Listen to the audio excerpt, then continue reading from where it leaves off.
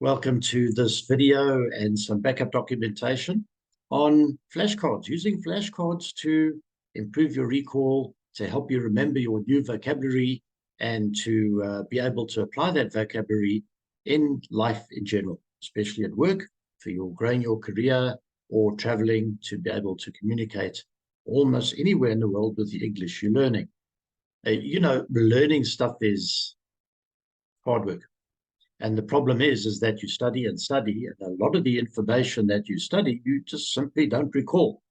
And you have to go back and review and review and review to do so, to make sure that you can memorize things.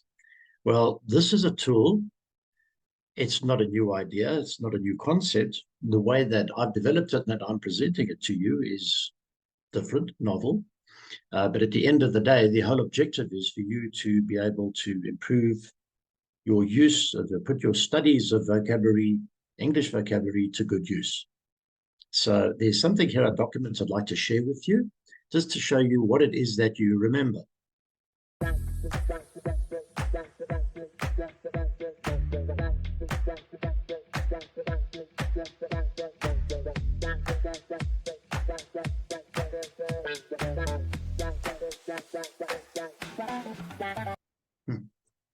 This thing has become one of the biggest problems in our lives and one of our greatest tools. It's great, and like all things, it has its good side and its bad side.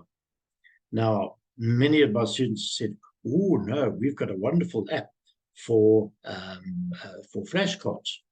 Okay, great. I know there are lots of fantastic apps out there. But at the end of the day, the app's not really that interactive. I'm going to show you a method now, the system that I've developed, because to generate all of that recall that you've just seen in the document, how to get those different elements to work, they don't all apply to apps.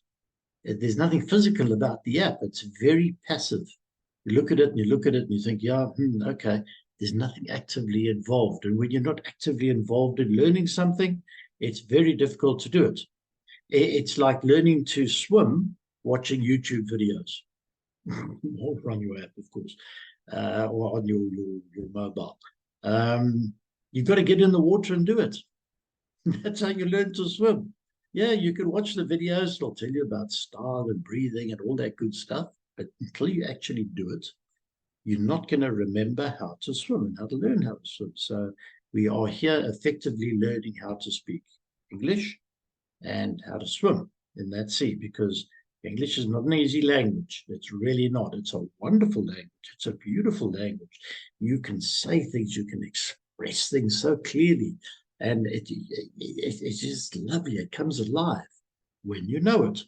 And the idea of this exercise and what you've been doing now is to help you get to that point where you're actually able to do this. So use an app if you really have to, but please watch the video, read the notes I'm giving you, try what I'm suggesting, and if you feel that an app is going to give you more satisfaction, or the process I'm suggesting to you works better, do what's good for you.